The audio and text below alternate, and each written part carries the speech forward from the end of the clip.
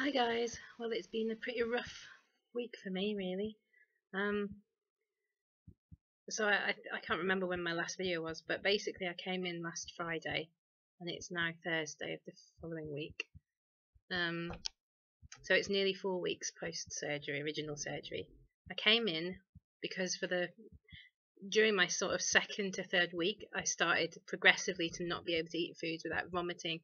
Well, the vomiting came right at the end. First of all, it was just a really bad pain in my chest here, and even from drinking water. So it started off a bit of food, and I thought it was stuck. Then it was just thicker fluids. I couldn't take them down either. Lots and lots of pain. It wasn't like a gas pain. It could have been gas, but it wasn't. Then it was water. Then I literally couldn't hold anything down. By the time I came back to the hospital myself, I kept reading on forums, and don't just listen to what you read on forums. Go to your doctor, because everyone was saying, "Oh, I struggled with water a bit. Oh, I couldn't eat foods, this and this." And it shouldn't be. You should be able to drink water, and you should be able to have puree foods.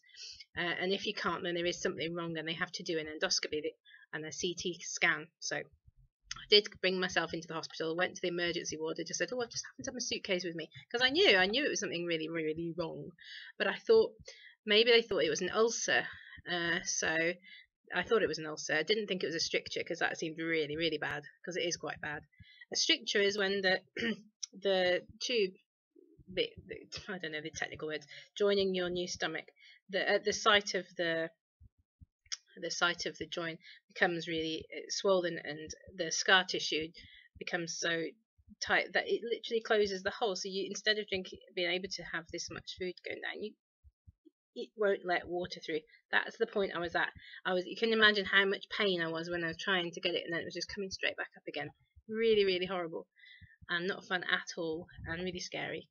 So anyway, so they admitted me on the Friday, but nothing could be done until the Monday morning. So I was like, "Oh my god, I've got to be here all weekend. Are you serious?" And on Monday morning, I was really scared about it as well, because I don't like being in hospitals. I'm scared of lifts. I've got panic attacks, all sorts of things. So I was on medication all weekend. Monday morning, no, it's going to be the afternoon, so it was like 3 o'clock. I had to go down for the endoscopy.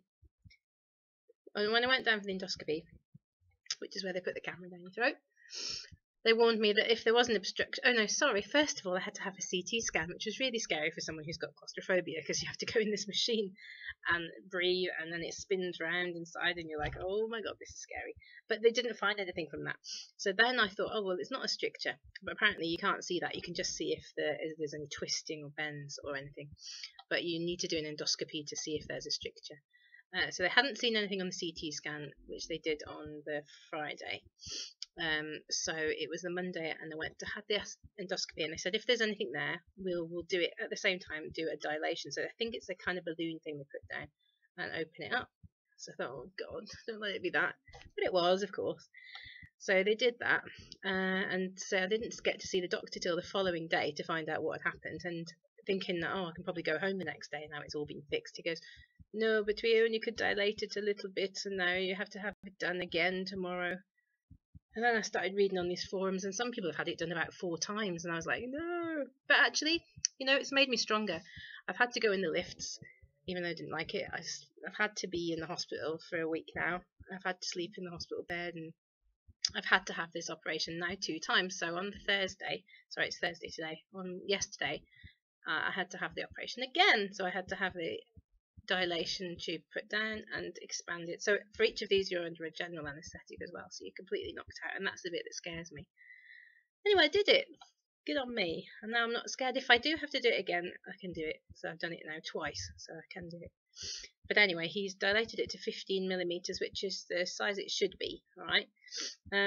But it can close up again, because it's still healing, and it's trying to heal properly, and it doesn't know what it's meant to do, so it's trying to heal. So it could happen again, and it can happen to any of us. And a lot of these forums and stuff say, "Well, these complications are very rare." They're not that rare. They're quite common, and not just this, but things like ulcers and stuff can be very common. He said in the first 1 to 3 years, it's like a new body, and it doesn't really know what it's doing. It can easily have gastrointestinal problems and disorders within the first 1 to 3 years. But it's just to be expected. You've had a major surgery, you can't just go waltzing through it thinking nothing's going to go wrong, because it probably is, to be fair. So kind of, if you're going into this new, expect it and be prepared. But you know, if you don't have this surgery, you might have obesity related problems as well. So you just got to weigh up the risks. But I think coating over it, you know, sugar coating it isn't the best way to do it, because I was a bit like, oh, I know somebody who did it and she's been fine, but I wasn't. So there you go. Right, but now is Thursday and I can go home. I've got to stay on liquid diet for the next week or so. But actually, I said, well, how can I kind of prevent this stricture happening again? And he said, well, you can't. But when you go to proper hard, solid foods, that is less likely to, because it's kind of keeping it open a little bit. So I'm staying on these liquids just now, because it's so tender. But next week I have to come back. If I've had any symptoms again, they're going to do the same thing again, the widening and the endoscopy. If I haven't had any symptoms, send me home, no problem, and I can start eating the harder foods. I'm going to have a new prescription for, it's like, I don't know what it would be in America or England, it's omeprazole here. And it's like to keep your stomach pH, acidity balanced, basically, because that can give you these ulcers and stuff. And I'm going to eat that for about a year or even more, because again, it's this 1 to 3 year period where these problems can happen. So I'm going to have my multivitamins, my Vitacalc, which is like the calcium vitamin D supplement. I'm going to have iron supplement when just on my period, just starting now, coming up now. My first period post-op, this should be fun.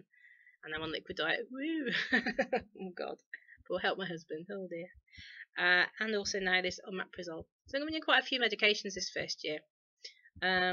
But then, you know, after 3 to 4 to 5 years, then your new body has adjusted, and you won't have so many problems. It shouldn't have, but it's, you know, might have. I think this has been really good for me because I feel stronger from the experience. Today I was desperate to go home though. I got up really early. I made sure I was walking around and I drank and I filled out my list of fluids that I'd had, and I made sure I had loads. I put my makeup on, I did my hair, I looked all like healthy and bright, and I am feeling, because I mean I haven't had any problems drinking the fluids. I've been going to the toilet a lot, I've been farting and burping, which is good. But I made sure, because I didn't want another night in the hospital. It's just too much. It's too much for me. So I'm going home and I will keep you informed. I'm not sure if I posted the one I did on the first night in the hospital. I was just off my face. I was just like, oh, what's happening? But this is the more important video because this is what has actually happened to me. And I can just tell by looking, I've lost 18 pounds now for you Americans. In England, that's 1 stone 4 pounds. And in Sweden, it's 8 kilograms. So, and I can actually already see it in my face, you know. And this was the bit I used to hate. It's still there. Of course it is. My boobs are so gone. They have gone already, and that's after 3 weeks, 4 weeks. Great, bye boobies. I think I have to save up for a breast lift next, I think. Anyway, right, I'll let you know how it gets on when I'm back at home. And the other thing he said is try not to stress, because the people who've had come in, I met some people who were in with ulcers right now, or who had them, and that was mostly brought on by kind of stress situations. So try. And it's hard not to stress, but I'm going to try not to now, you know. Because I've overcome a few fears this week, and now I know I can deal with it. So good on me. Speak to you all guys soon.